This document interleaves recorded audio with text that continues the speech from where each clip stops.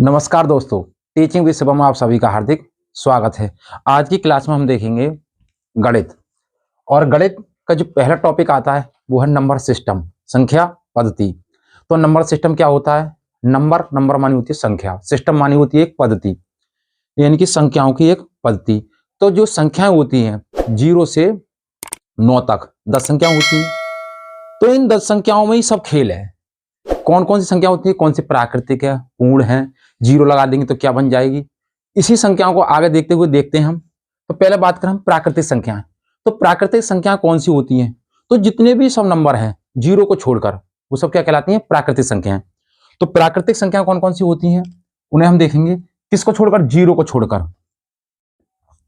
तो 1 2 है, 3 4 5 और 6 और अनंत तक।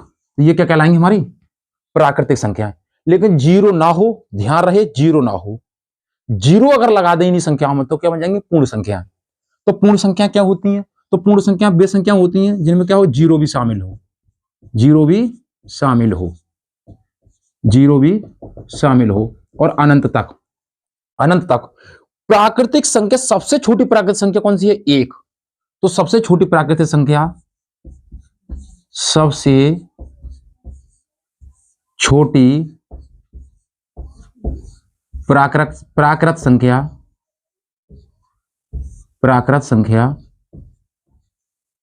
कौन सी है? 1 है। सबसे बड़ी प्राकृत संख्या ज्ञात नहीं कर सकते।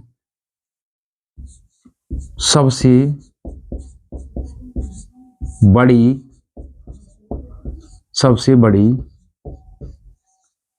प्राकृत संख्या ज्ञात नहीं की जा सकती। क्यों नहीं की जा सकती? वो इसलिए क्योंकि प्राकृतिक संख्या क्या है? अनंत तक है। जब अनंत तक है तो सबसे लास्ट में बोलते जाएंगे तो सबसे बड़ी प्राकृतिक संख्या ज्ञात नहीं की जा सकती। और सबसे छोटी प्राकृतिक संख्या कौन सी है? वो है 1। आगे चलते हैं पूर्ण संख्याओं में। तो पूर्ण संख्याओं में क्या लग जाता है? 0 लग जाता है। तो 0 क्या है? पूर्ण संख्या। 0 क्या है? एक पूर्ण संख्या। तो पूर्ण संख्या में तो 0 1 2 3 4 ये सब पूर्ण संख्या होती हैं। बात करें पूर्णांक, इंटीजर्स क्या होती हैं? नेचुरल नंबर और होल नंबर। तो नेचुरल नंबर होते हैं प्राकृतिक संख्याएं, होल नंबर होते हैं हमारे पूर्ण संख्याएं, इसमें 0 भी शामिल होता है। अगली बात करें पूर्ण संख्या, पूर्णांक क्या होती हैं? Integers number. इंटीजर्स नंबर क्या होती हैं? जो प्लस में भी हो और माइनस में भी हो, यानी कि 0 के इस तरफ भी और 0 के उस तरफ भी हो, वो कहलाते हैं हमारे पूर्णांक। वो कैसे? जैसे हम लिखें बीच में 0, क्या लिखें? 0।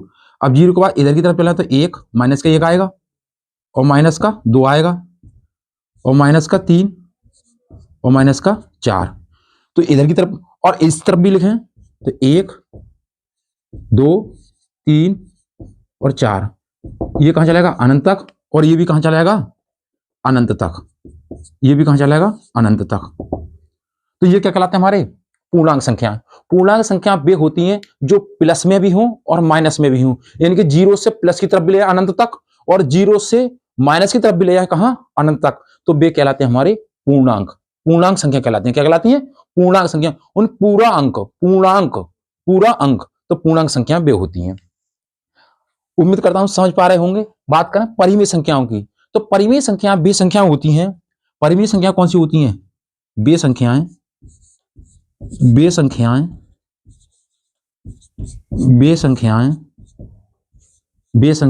जो P बटे Q के रूप में हो। P बटे Q के रूप में हो। P बटे Q के रूप में हो। तो वे संख्याएं जो P बटे Q के रूप में हो, शर्त एक रहे Q बराबर नहीं 0, यानी कि Q का मान 0 ना हो। Q का मान 0 ना हो। Q ये अंश है तो ये हर है, ये अंश है तो हर है। हर देखा होगा जमीन में रहता है, क्योंकि हर से क्या होती है? खेत की जुताई होती है। तो हर हमेशा क्या रहता है? नीचे रहता है। तो हर और ये अंश, तो हर का मान 0 ना हो। अगर 0 होगा तो इनफिनाइट यानी कि अनंत हो जाएगी संख्या। तो कैसे? परिमेय संख्या की अगर हम बात करें तो जैसे मैं लिखूं 3/5। अब 3/5 है तो ये क्या होगी? हमारी परिमेय संख्या। क्या हो गई? परिमेय संख्या। अगर हमें जितने भी प्राकृत संख्या है वो सब क्या होती हैं? परिमेय संख्या। जितने भी जीरो, अगर मैं 0/1 लिख दूं, 0/1, तो ये भी क्या है? परिमेय संख्या। लेकिन शर्त एक रहे, क्या रहे शर्त?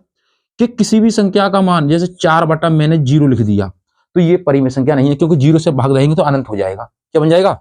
इनफिनाइट हो जाएगा, तो ये परिमेय संख्या नहीं है। अगर हम 4 को ऐसे लिख दें तो ये परिमेय संख्या है, क्योंकि 4 के बटे में क्या होगा? 1 होगा। तो 4 के बटे में 1 होगा। जिस संख्या के बटे में कुछ नहीं होता तो उसके संख्या के बटे में क्या होता है? 1 होता है। तो वो क्या कहलाते हैं? हमारी परिमेय संख्या है। तो 4 है, ये भी परिमेय संख्या है। 8 है, कोई भी नंबर हो, कोई भी नंबर हो, वो सब क्या कहलाते हैं? परिमेय संख्या है। और लिखें, जैसे 5/14 लिख दें, तो ये भी सब क्या है? परिमेय संख्या है। ये सब क्या है? परिमेय संख्या है। Q बराबर 0 ना हो, हर का मान 0 ना हो, तो क्या कहलाएंगे? परिमेय संख्या कहलाएंगे। बात करें अपरिमेय संख्याओं की। अपरिमेय संख्या कौन सी होती है? जो रूट के अंदर हो, जो रूट के अंदर हो। आप तुम कहेंगे कि रूट के अंदर, ठीक है, आगे चलते हैं। तो क्या हो? रूट के अंदर, जैसे हम बात करें √2, √3 और √5, और आगे तक लिख सकते हैं। ये भी क्या होती है? इनफिनाइट तक। और इसे भी क्या लिख सकते हैं? आगे तक। तो परिमेय संख्याएं, वे संख्याएं, तो दो परिमेय संख्याओं के बीच में अनंत परिमेय संख्याएं होती हैं। दो परिमेय संख्याओं के बीच में अनंत परिमेय संख्या होती हैं, और परिमेय संख्याओं में हर का मान 0 ना हो तो परिमेय संख्याएं। अपरिमेय संख्याएं वे होती हैं जो क्या हो? रूट के अंदर हो, वर्गमूल के अंदर हो, वर्गमूल के अंदर हो। लेकिन शर्त एक है, वर्गमूल के अंदर हो तो उसका वर्ग ना बन जाए। कैसे? जैसे अगर मैं इस संख्या को लिख दूं यहां पे √4। अब √4 आप कहेंगे कि आपने तो बताया कि रूट के अंदर हो तो वो किस संख्या कहलाएगी? अपरिमेय संख्या कहलाएगी। लेकिन नहीं, क्योंकि √4 का वर्ग 2 आएगा, निकल के क्या जाएगा? इसका 2 हो जाएगा। अगर मैं इसी को ऐसे लिख दूं √9, तो इसका क्या बन जाएगा? 3। तो ये परिमेय संख्या नहीं हुई, ये अपरिमेय संख्या नहीं हुई। ये क्या हो गई? परिमेय संख्या। क्यों? क्योंकि 2 का मान, 2 क्या है? परिमेय संख्या। 3 क्या है? परिमेय संख्या। तो याद रहे, वर्ग ना बन जाए उसका। तो ये अब ये √2 है। अब √2 का मान अनंत तक आएगा। √2 का मान 1.141 होता है। अब ऐसे √3 का मान, ये इनफिनाइट इसका मान निकालते जाएंगे, ये अनंत तक इसका मान निकलता जाएगा। तो ये कहलाती है अपरिमेय संख्या है। और पाई भी क्या है? एक परिमेय संख्या। इधर लिख लें पाई। पाई, पाई क्या है? परिमेय संख्या। तो पाई भी क्या है? परिमेय संख्या। लेकिन शर्त रहे, पाई का मान दे दे अगर 22/7, 22/7 3.1416, तो वो क्या हो जाएगा? अपरिमेय संख्या। क्या हो जाएगा? अपरिमेय संख्या। क्योंकि उसका मान क्या जाएगा? अनंत तक है। 3.146, 3.146, 4646 चलता रहेगा, तो वो क्या कहलाएगी? अपरिमेय संख्या। आगे चलते हैं सम संख्याएं। सम संख्याएं वे होती हैं जो 2 से विभाजित हो जाएं। तो लिखें यहां 2 से विभाजित, 2 से विभाजित हो जाएं, 2 से विभाजित हो जाएं, 2 से विभाजित हो जाएं। अब 2 से विभाजित हो जाएं कैसे? कि दो जो संख्याएं 2 से कट जाए, वे क्या कहती हैं? सम संख्याएं।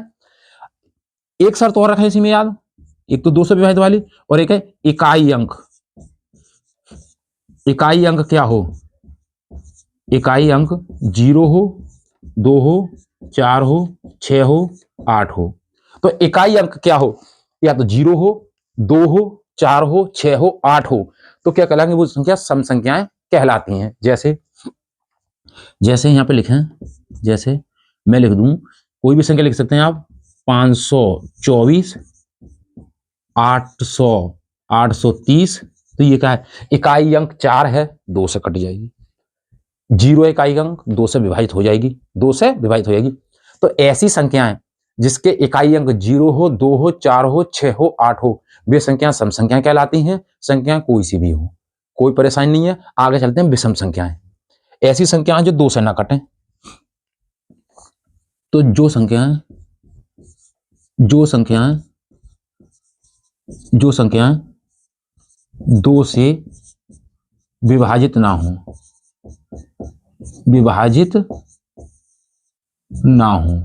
तो वे संख्याएं जो 2 से विभाजित ना हो। लेकिन शर्त क्या है? इकाई अंक, अब 2 से विभाजित ना हो तो इसका इकाई अंक क्या हो? इकाई अंक, इसका इकाई अंक क्या हो? तो विषम संख्याओं का इकाई अंक क्या होगा? 1 होगा, 3 हो, 5 हो, 7 हो, 9 हो। 1 3 5 7 9 हो तो वो संख्या क्या कहलाएगी? विषम संख्या कहलाएगी। विषम संख्या कहलाएगी। संख्या लिख रहे, विषम संख्या कौन कौन सी होती हैं? तो कोई सा उदाहरण ले सकते हैं, कोई दिक्कत वाली बात नहीं। जैसे हम बात करें 5 3 5 ने इकाई अंक लेना ना हमें, तो बाद में 5 3 7 1, तो ये क्या कहलाएगी? हमारी विषम संख्या कहलाएगी। विषम संख्या कहलाएगी। तो ऐसी संख्याएं जो 2 से नहीं कटती हो, इकाई अंक 1 हो, 3 हो, 5 हो, 7 हो, तो वो क्या कहलाती हैं? विषम संख्याएं। ऐसी संख्याएं जिनका इकाई अंक क्या हो? 0 हो, 2 हो, 4 हो, 6 हो, 8 हो, तो क्या कहलाती हैं? सम संख्याएं। ऐसी संख्याएं जो रूट के अंदर हों और उनका मान ना निकल पाए, वो अनंत तक जाती रहें, तो वह संख्या क्या कहलाती हैं? अपरिमेय संख्याएं। क्या कहलाती हैं? अपरिमेय संख्याएं। लेकिन वर्गमूल के अंदर, वर्ग के अंदर तो है, वर्गमूल के अंदर, लेकिन मान ना निकल का है उसका। जैसे 4 रूट है, 9 रूट है, आगे हम निकाल सकते हैं, और 25 है तो उसका 5 निकल जाएगा, बाहर ना निकल के आए, वो अपरिमेय संख्या। परिमेय संख्या ऐसी संख्या जिसका हर का मान क्या हो? 0 ना हो, तो दुनिया में कोई भी संख्या हो वो सब क्या कहलाएगी? परिमेय संख्या कहलाएगी। बात करें हम किसकी? पूर्ण संख्याओं की, तो पूर्ण संख्याएं वे संख्याएं होती हैं जो 0 को शामिल कर लें। प्राकृत संख्याओं में 0 लगा दें, पूर्ण संख्या हो जाती हैं, और 1 से लेकर अनंत तक वो संख्या जितनी भी हैं वो सब प्राकृत संख्याएं कहलाती हैं। पूर्णांक क्या होती हैं? 0 के उस तरफ भी हो, 0 के इस तरफ भी हो, पूर्णांक संख्या कहलाती है। इंटीजर्स नंबर कहलाते हैं, यानी कि माइनस में भी हो और प्लस में भी हो। अब आगे की तरफ चलते हैं, इसको इरेज करते हैं, तो आगे देखते हैं वो कौन कौन सी संख्या होती हैं। अभाज्य संख्याएं। अभाज्य संख्याएं कौन कौन सी होती हैं? भाज्य संख्या कौन कौन सी होती हैं? अभाज्य संख्याएं और भाज्य संख्याएं वे कौन कौन सी होती हैं, उन्हें देखें हम।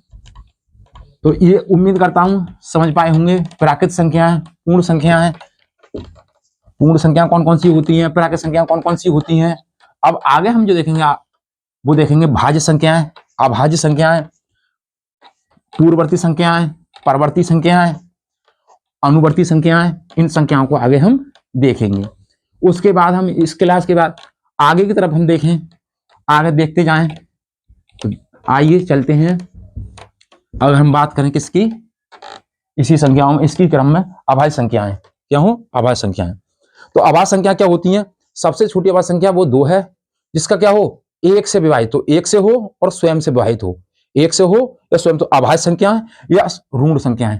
तो आगे डालें जो भी नंबर था, अभाज्य संख्या है। अभाज्य, अभाज्य या ऋण संख्या है, ऋण संख्या है। अभाज्य या ऋण संख्या वो कौन कौन सी होती हैं? तो अभाज्य संख्या, ऋण संख्या क्या होती हैं? 1 से और स्वयं से विभाजित हो, यानी 1 से हो और स्वयं से क्या हो? विभाजित हो।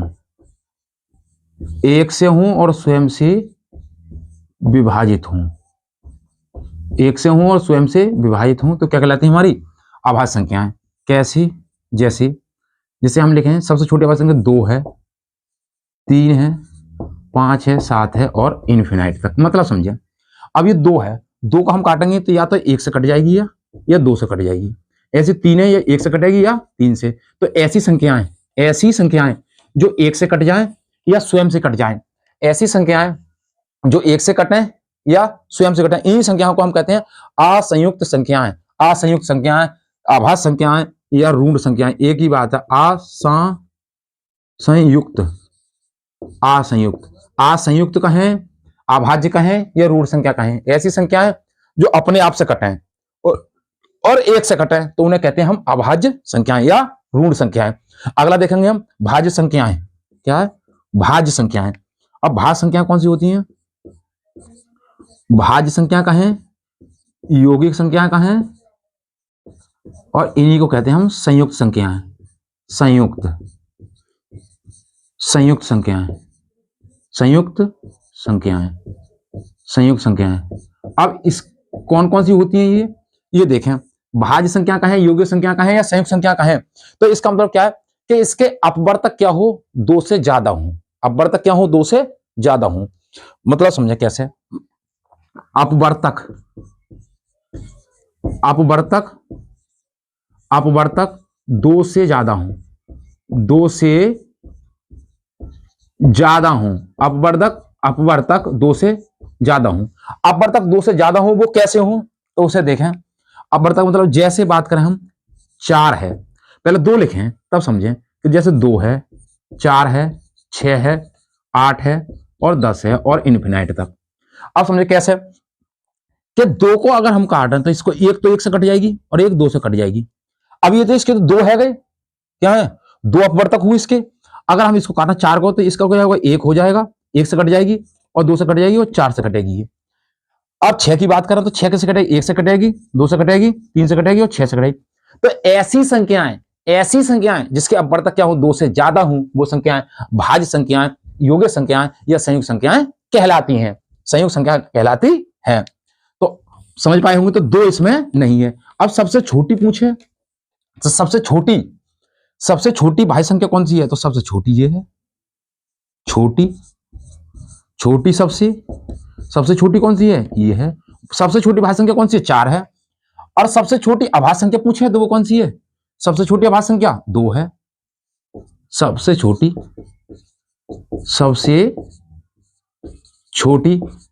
अभाज्य संख्या कौन सी है, 2 है। और सबसे छोटी भाज्य संख्या कौन सी है, वो 4 है। भाज्य में समझे जिसके अपवर्तक 2 से ज्यादा हो वो क्या कहलाती है, भाज्य संख्याएं। और अभाज्य संख्या क्या कहलाती है, जो अपने आप से कटे और स्वयं से कटे, अपने आप से कटे और स्वयं से कटे। तो अभाज्य संख्या और भाज्य संख्याएं समझ पाए होंगे। अगला जो हम देखेंगे वो होती हैं सहअभाज्य संख्याएं। सहअभाज्य संख्याएं को प्राइम नंबर, सहअभाज्य संख्याएं। सहअभाज्य संख्या कौन सी होती है हमारी, तो सहअभाज्य संख्या वे संख्या होती हैं जो प्राकृतिक संख्या हो, क्या हो, प्राकृतिक संख्या हो लेकिन उनका मासा 1 आए, तो प्राकृत संख्याएं, प्राकृत संख्या। तो प्राकृत संख्या है और मासा क्या है उनका, मासा क्या हो उनका, मासा 1 हो, मासा बराबर क्या हो 1 हो। कोई सी प्राकृत संख्या हो शर्त एक रहे कि उसका मासा क्या हो भैया 1 हो, मासा क्या हो 1 हो। कैसे, तो जैसे इसको याद रखें कैसे, जैसे हम बात करें जोड़े में लें 3,5 और 5,9 और 4,9। अब देखो कैसे 3 का और 5 का जब मासा निकालेंगे तो 1 आएगा, प्राकृत संख्या है। 5 का और 9 का मासा निकालेंगे तब भी 1 आएगा और 4 का और 9 का मासा निकालेंगे तब भी क्या आएगा, 1 आएगा। तो ये ऐसी संख्याएं को प्राइम नंबर कौन सी होती है, ऐसी संख्याएं जिनका मासा 1 आए, प्राकृत संख्या होती है। ये सभी प्राकृत संख्याएं क्या कहलाती हैं, सहअभाज्य संख्याएं कहलाती हैं। तो लिखें प्राकृत संख्याएं, 2 प्राकृत संख्या कोई सी भी हो। अगला लिखें जुड़वा भाज्य संख्याएं, जुड़वा अभाज्य संख्याएं, जुड़वा अभाज्य संख्याएं। तो जुड़वा अभाज्य संख्या कौन सी होती हैं, जुड़वा अभाज्य संख्या वे संख्या होती हैं कि जिनका अंतर करें तो 2 आए। भाज्य से कोई सी संख्या हो जिनका अंतर करने पे क्या है 2 आए, तो जिनका अंतर 2 हो, जिनका अंतर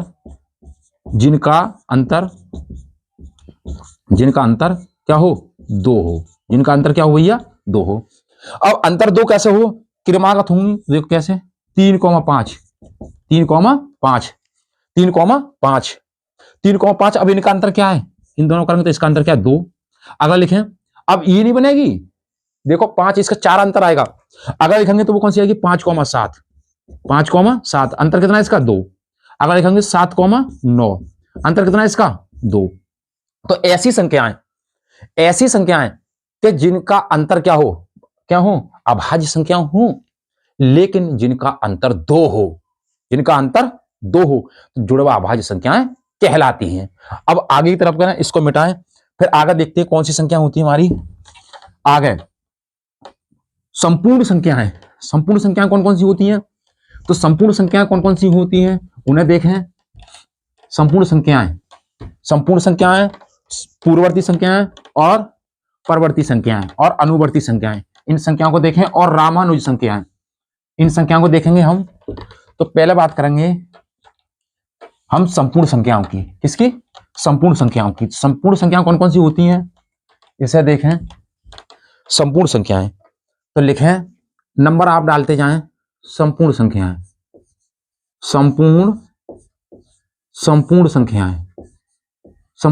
कौन कौन सी होती हैं भैया, तो संपूर्ण संख्याएं, पहला तो बात करें कि 1 से 100 तक, 1 से 100 तक, 1 से 100 तक दो संख्याएं केवल, 6 कॉमा वो एक 6 है हमारी, और एक है दूसरी एक और हमारी 28, एक क्या हमारी 28। तो 100 से 1 से और 100 तक जो संपूर्ण संख्या है वो 6 और 28 से केवल दो संख्या है जो संपूर्ण संख्या है। संपूर्ण संख्या क्या होती है कि उनको जोड़ने के बाद भी क्या है, उनका योग उतना ही आए, यानी कि अपने से दूना हो जाए, अपने से दूना हो जाए। ऐसी संख्याएं जिनके अपवर्तक हों, तो लिखें पहले, समझ पाएंगे तब। अपवर्तकों का योग, अपवर्तकों का योग, अपवर्तकों का योग, अपवर्तकों का योग कितना हो भैया, अपवर्तकों का योग दूना हो, क्या हो, दूना, इनकी दो गुना हो।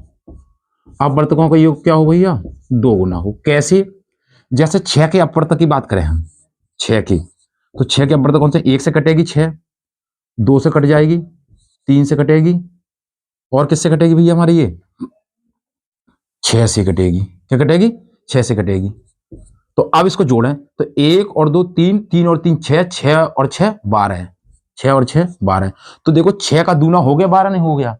तो ऐसी संख्याएं जिनके अपवर्तकों का योग क्या हो, दूना हो, तो वे संख्याएं संपूर्ण संख्याएं कहलाती हैं।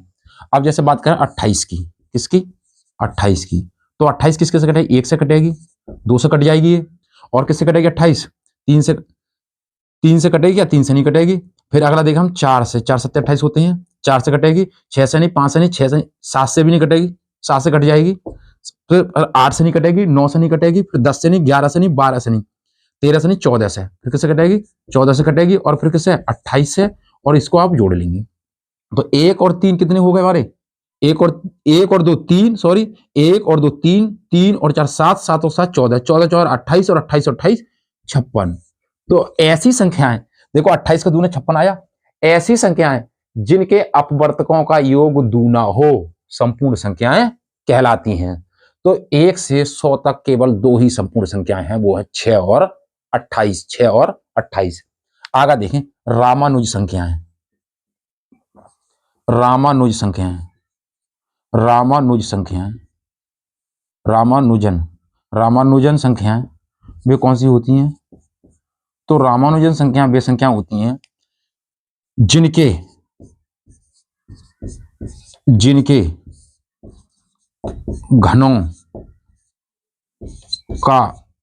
जिनके घनों का योग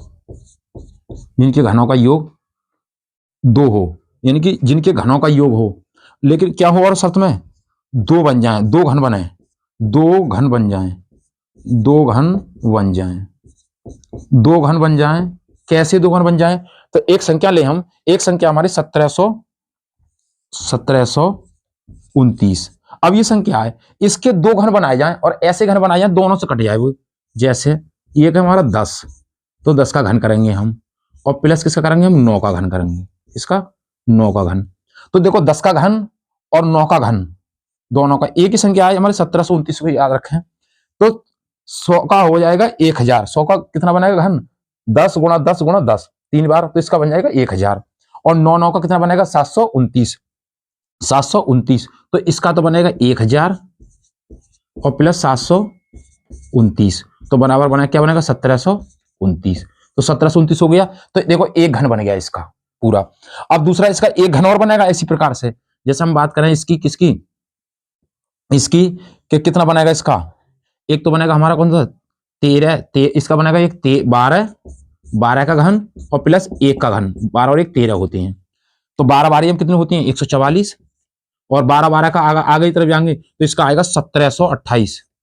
12 बारी में 144 और 144 बारी में 1728। अब जब 1728 होगा और 1 का घन कितना बनेगा 1, तो कितना हो गया 1729। तो ऐसी संख्याएं जिनकी जो संख्या 2 घनों में टूट जाए, 2 घनों में टूट जाए, तो वो क्या कहलाएगी, रामानुज संख्या कहलाएगी, रामानुज संख्या कहलाएगी। अगली संख्या लिखे हम पूर्ववर्ती संख्याएं। पूर्ववर्ती संख्याएं, पूर्ववर्ती संख्याएं। तो पूर्ववर्ती संख्या कौन सी होती है? तो एक पूर्ववर्ती संख्या हमारी और एक हम करेंगे अनुवर्ती संख्याएं। अनुवर्ती संख्याएं, अनुवर्ती संख्याएं। तो पूर्ववर्ती संख्याएं और अनुवर्ती संख्याएं। अनुवर्ती संख्याओं को ही कहते हैं हम उत्तरवर्ती। क्या कहते हैं? उत्तरवर्ती। और इसी को कहते हैं हम अनुवर्ती, उत्तरवर्ती और परवर्ती। इसी के तीन नाम है भैया, परवर्ती संख्या। वो कौन कौन सी होती हैं? तो जरा इसको याद रखें, वो कौन कौन सी हैं यहीं पे लिख लें। पूर्ववर्ती संख्या, पूर्व मानी होती है पहले वाली। पहले वाली कोई भी दुनिया में संख्या हो उससे पहले वाली लिख दो, वो होगी पूर्ववर्ती। और अनुमानी होती है आगे वाली। आवानी आगे, आगे वाली, तो जो संख्या है उसके आगे वाली। तो एक जोड़ दें। तो जैसे कैसे? मैं एक संख्या लूं, जैसे मैंने ले लिया यहां पे 59। 59 संख्या की पूर्ववर्ती संख्या बताइए। तो 59 से पहले कौन संख्या आती है? तो 59 की इसमें से एक घटा दें तो क्या बनेगा? 58। क्या होगी? 58। तो 59 से पहले वाली, 59 से पहले वाली, तो इससे पहले वाली कौन सी है? 58। अब अनुवर्ती संख्या की बात करें तो आगे वाली, तो जैसे 59 लिया, इसी में 59 लिया, तो इससे 59 के आगे वाली कौन सी है? 59 से आगे वाली, तो उत्तरवर्ती कहे, परवर्ती कहे या क्या कहे? अनुवर्ती कहे। तो 59 प्लस 1 बराबर क्या हो जाएगा? 60। तो समझ पाए होंगे, अनुवर्ती आगे वाली, पूर्ववर्ती पहले वाली। रामानुज संख्या वे संख्या होती है जो दो घनों में टूट जाए। पूर्ण संपूर्ण संख्या वे होती है जिसके अपवर्तक का योग दूना हो, अपवर्तकों का योग दूना हो। तो उम्मीद करता हूं दोस्तों आज जो संख्या हमने समझाई, अब कल हम आपको संख्या निकालना सिखाएंगे अगली वीडियो में। तो उम्मीद करता हूं दोस्तों वीडियो अच्छी लगी होगी। यदि वीडियो अच्छी लगी हो तो वीडियो को शेयर करें, सब्सक्राइब करें और लाइक करें, और कमेंट बॉक्स में वीडियो से संबंधित अपना सुझाव अवश्य दें। ऑल द बेस्ट, थैंक्स, जय हिंद, जय भारत।